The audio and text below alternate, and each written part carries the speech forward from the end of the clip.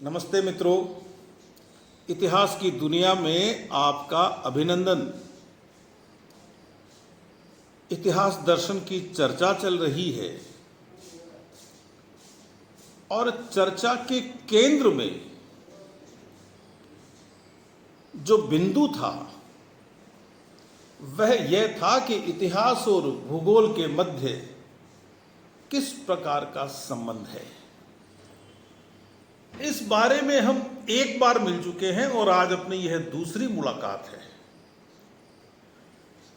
पिछली मुलाकात में हमने देखा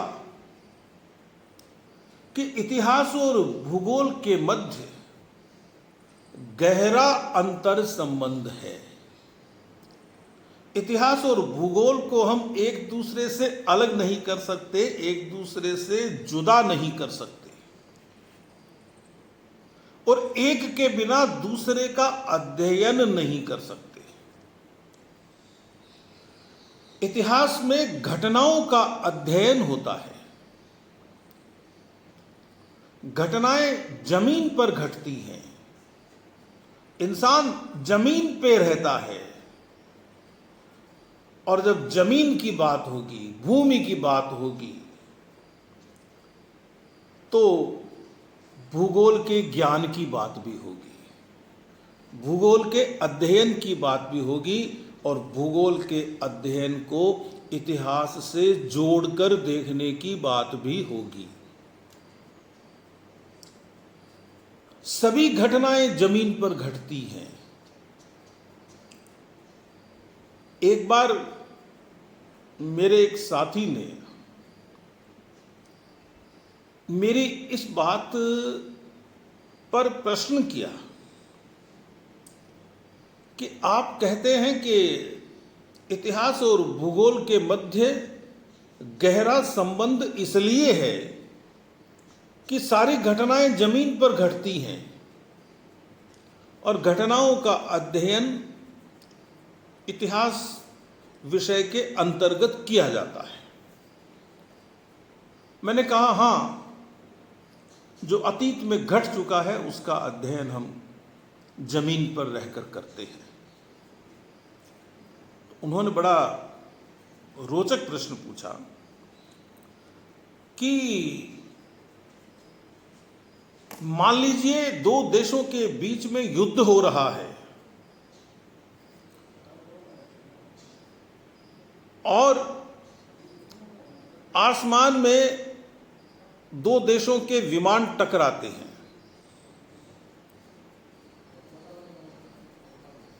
और एक विमान नष्ट हो जाता है, तो यह घटना तो आसमान में घटी। फिर इसे आप अतीत से जोड़कर कैसे पढ़ाएंगे भविष्य में? फिर यह इतिहास का हिस्सा कैसे हुई? तो मैंने कहा, मित्र, वे जो चालक थे विमान के, वे आसमान से उतरकर आसमान में लड़ रहे थे या वे धरती से गए हुए थे? तो कहा, साहब, धरती से गए हुए थे। तो मैंने कहा, जब धरती से गए हुए मनुष्य टकरा रहे हैं अपने अपने विमानों को,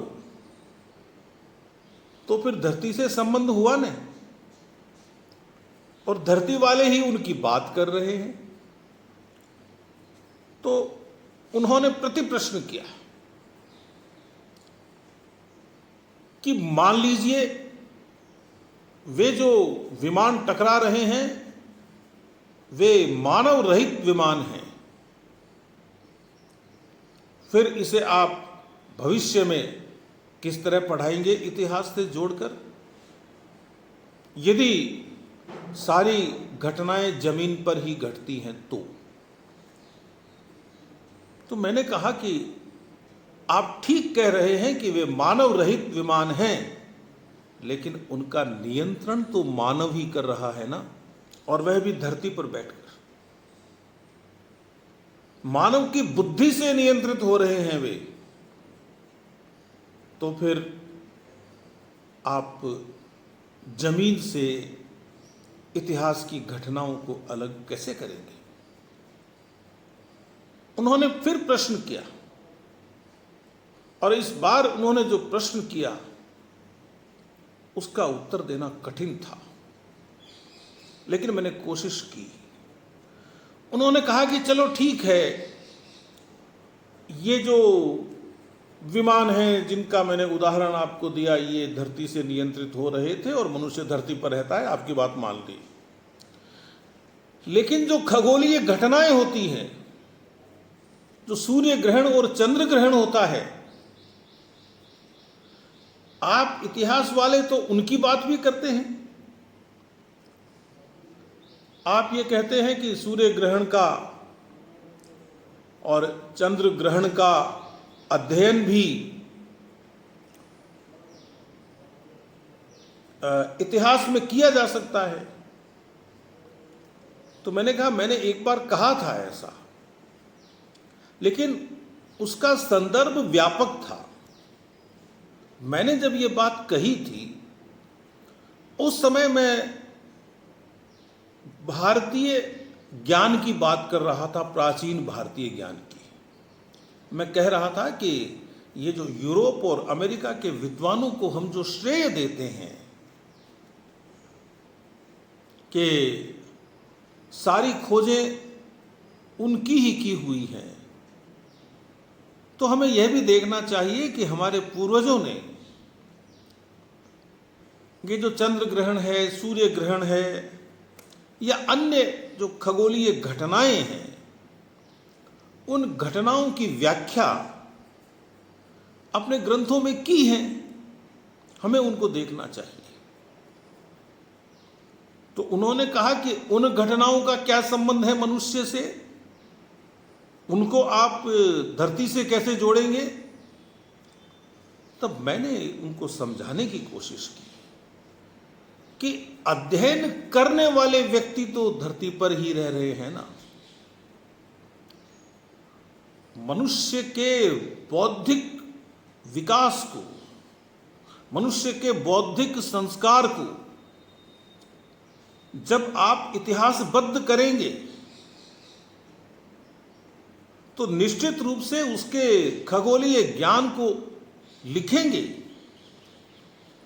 लेकिन यह तो मानना ही पड़ेगा ना कि यह सब मनुष्य ने भूमि पर रहकर किया, और इस ज्ञान का उसके सामाजिक जीवन पर भी प्रभाव पड़ा। कैसे प्रभाव पड़ा? तो मैंने ये कहा कि हम चंद्र ग्रहण के अवसर पर, सूर्य ग्रहण के अवसर पर, ये जो तीर्थ हैं, जो तीर्थ स्थल हैं, उन पर लोगों को पवित्र स्नान करते नहीं देखते हैं क्या आप? घटना तो धरती पर नहीं घट रही है, लेकिन उसका प्रभाव धरती पर है। तो इतनी लंबी बात बताने का जो मेरा मतलब है, वह इतना सा है कि भूगोल को हम इतिहास से अलग नहीं कर सकते। क्यों?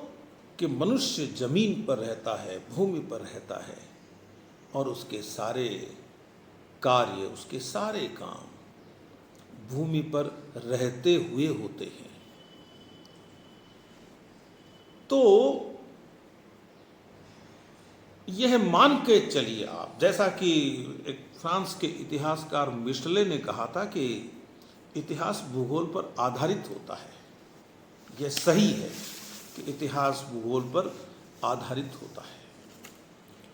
हमारे भूगोल के मित्र हमें जलवायु के संबंध में जो सूचनाएं देते हैं, उसके आधार पर हम अनुमान लगाते हैं, इतिहास वाले, कि लोगों ने अपना जीवन किसी निश्चित कालखंड में किसी विशेष रूप में जलवायु के कारण ढाला होगा या जलवायु में आए हुए परिवर्तनों के कारण ढाला होगा। आप ये मान के चलिए, बहुत सारे विद्वान कहते भी हैं कि भूगोल जो है वह सिखाता है मनुष्य को कि अब क्या करना है, कैसे रहना है। मनुष्य भूगोल को नहीं सिखाता। यहां भूगोल से मेरा मतलब आप यह समझ लीजिए कि मैं स्थूल रूप में नहीं कह रहा हूं भूगोल की बात। मैं ये कह रहा हूं कि जिस जलवायु का हम भूगोल विषय के अंतर्गत अध्ययन करते हैं, प्रकृति में आए हुए विभिन्न परिवर्तनों का अध्ययन भूगोल में किया जाता है, लेकिन उसका प्रभाव तो मनुष्य पर ही पड़ता है ना। कहीं किसी काल में भूकंप आ गया या ज्वालामुखी फट गया तो क्या वहां के लोगों के जीवन में परिवर्तन नहीं आएगा? आएगा। अपने देश में ही कुछ साल पहले कई स्थानों पर भूकंप आए हैं और हमने देखा है कि लोगों ने अपने पुनर्वास के प्रयास में, सरकार ने लोगों के पुनर्वास के प्रयास में जो काम किए हैं वे पूरी व्यवस्था को प्रभावित करने वाले काम थे। सुनामी हुए कोई ज्यादा समय नहीं हुआ, वह चर्चित सुनामी। ऐसे तो सुनामियां होती ही रहती हैं दुनिया में, क्या उसका प्रभाव नहीं देखा हमने? तो भूगोल के ज्ञान को और इतिहास के ज्ञान को जोड़कर देखा जाना चाहिए। भूगोल हमें यह बताता है कि मनुष्य वातावरण के अनुसार अपने आप को ढालता है और यह भी बताता है कि यदि वह वातावरण के विरुद्ध चलता है तो उसे सीमित सफलता ही मिलती है। तो हमें देखना चाहिए कि चीजें इस तरह से जुड़ी हुई हैं। आप कालिदास के मेघदूत को पढ़िए, जो कालिदास का नायक है, वह नायक तो रामगिर पर्वत पर रहता है और वहां उसको अपनी प्रिया की याद आती है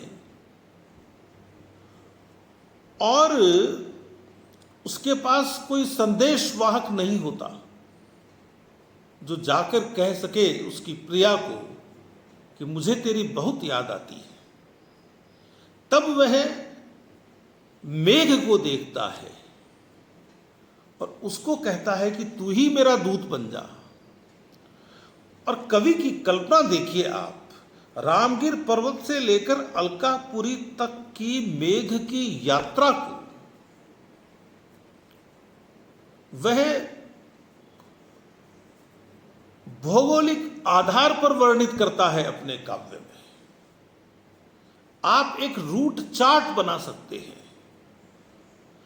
तो जब साहित्य में एक कवि अपने भावों को प्रकट करने के लिए अपने भौगोलिक ज्ञान का सहारा लेता है और एक इतिहासकार उस साहित्यिक रचना में से ऐसे तथ्य ढूंढने की कोशिश करता है जो उसके इतिहास ज्ञान को समृद्ध करे, तो क्या इतिहास का भूगोल से संबंध नहीं हो गया? हम उस काल के भूगोल को नहीं जान सकते, और यदि भूगोल को जान सकते हैं तो उस भूगोल के अनुसार उस भौगोलिक तंत्र के अनुसार, उस जलवायु तंत्र के अनुसार लोग कैसे रहते थे, यह भी हम जान सकते हैं, कोई इतिहासकार जान सकता है। तो जब मैं यह कहता हूं जलवायु या भूगोल, तो आप यही समझने की कोशिश कीजिए कि मैं इन शब्दों का प्रयोग यह समझाने के लिए कर रहा हूं कि इतिहास और भूगोल में गहरा संबंध है। आप महाभारत का अध्ययन कीजिए। होने को तो महाभारत एक साहित्यिक रचना है, लेकिन महाभारत में भूगोल या महाभारत का भौगोलिक ज्ञान, ऐसे किसी विषय पर आप शोध कार्य कीजिए, आपके सामने भारतीय उपमहाद्वीप का एक बड़ा हिस्सा खुलकर आ जाएगा। तो इतिहास भी महाभारत से निकाला जाता है और भूगोल भी निकाला जा सकता है, और इन दोनों के मध्य अंतर संबंध स्थापित किया जा सकता है। दोनों ही विषयों के अध्येताओं को एक दूसरे की मदद लेनी होती है। एक इतिहासकार यदि भूगोल का ज्ञान प्राप्त करने लग जाएगा, भूगोलवेत्ता बनने की कोशिश करेगा, तो उसका इतिहास छूट जाएगा, सारी उम्र निकल जाएगी उसी काम में।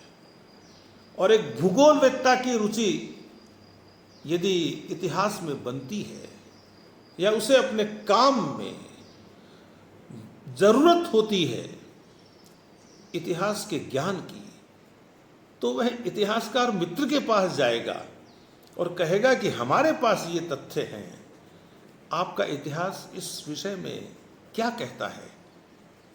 तो दोनों मिलकर काम करेंगे। आप वैदिक काल की ओर मुड़िए एक बार, वेदों की ओर लौट गए। सप्त सैंधव प्रदेश का जिक्र नहीं है क्या? सिंधु और उसकी 7 नदियां, यानी हमारा जो सांस्कृतिक आधार है वेदों का ज्ञान, वेद हमारे सांस्कृतिक, आप ये कह सकते हैं कि वेदों से हमारी सांस्कृतिक पहचान है। वहां तो सीधे सीधे सप्त सैंधव प्रदेश का उल्लेख है। हिमालय को,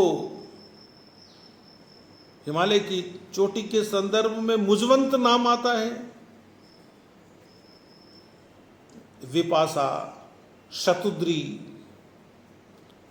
दृशद्वती, ये नदियों के नाम ऋग्वेद में भी हैं और वे ही नाम आज भी हैं, थोड़े बहुत परिवर्तन के बाद। विपाशा को आपने व्यास कहना शुरू कर दिया, शतुद्री को आपने सतलज कहना शुरू कर दिया।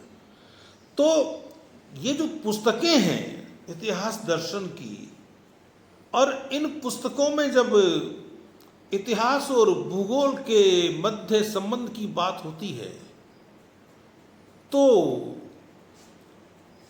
उदाहरण भारत के तो दिए ही नहीं जाते हैं।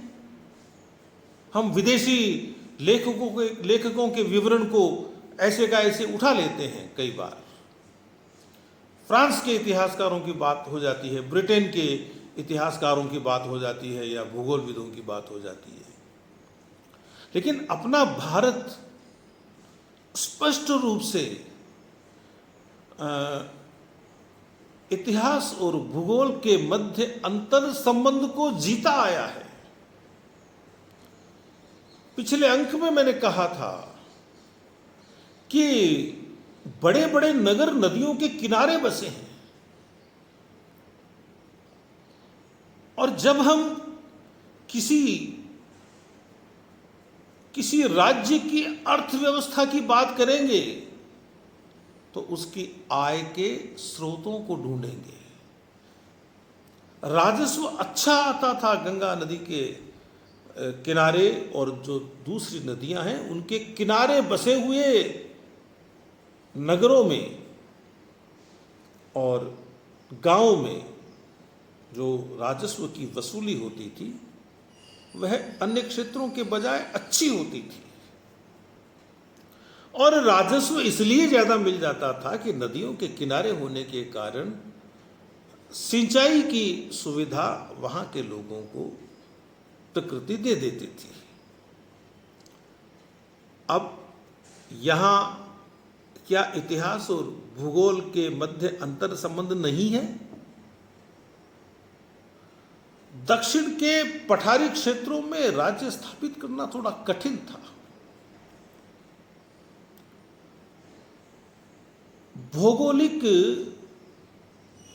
जो विवरण है ऐतिहासिक ग्रंथों में, उस विवरण की उपेक्षा नहीं कर सकते। आप मगध की बात कीजिए, हमें पढ़ने को मिलता है कि मगध अपेक्षाकृत आधुनिक हुआ प्राचीन महाजनपदों में, अपेक्षाकृत समृद्ध हुआ, और हमने देखा कि ऐसा मिलता है आपको। अब यह मगध में क्यों हुआ और महाजनपदों से मगध आगे क्यों निकल गया? और भी कारण होंगे, लेकिन एक कारण यह है कि जंगल अच्छे थे, जंगलों में लकड़ियां मिल जाती थी, जंगलों में हाथी बहुत होते थे, और वहां की जमीन में लोहा बहुत होता था। लोहे से हथियार बनेंगे और हाथी युद्ध में काम आएंगे। यानी कितने ही प्रकार के संबंध, उपसंबंध भूगोल और इतिहास के मध्य बड़ी आसानी से खड़े किए जा सकते हैं। ऐसी कोई बात है ही नहीं। हम भारतवर्ष बोलते हैं, भारत का इतिहास। ये जो वर्ष शब्द है, इसका क्या मतलब है? वर्ष का मतलब स्थान। जब विष्णु पुराण में कहा जाता है उत्तरम यत् समुद्रस्य, आपने वह सुना होगा, जो समुद्र के उत्तर में है और जो हिमालय के दक्षिण में है वह भूमि भारतवर्ष है, और इसकी संतानें भारती हैं। तो कहाँ अलग हुए हम भूगोल से? हम तो देश का इतिहास भी इसी संदर्भ में पढ़ते हैं। तो मित्रों, ये जो इतिहास और भूगोल के मध्य का जो संबंध है, इस संबंध को सहजता से लेना चाहिए, और हम इसे जितना ज्यादा सहज रूप में लेंगे उतना ही हम इसे सरलता से आत्मसात कर पाएंगे। अब चूंकि इतिहास का अध्ययन करने वाले लोगों ने भी और भूगोल का अध्ययन करने वाले लोगों ने भी एक पेशेवराना रुख अपना लिया है, क्योंकि इन विषयों की उपशाखाएं बहुत हो गई हैं।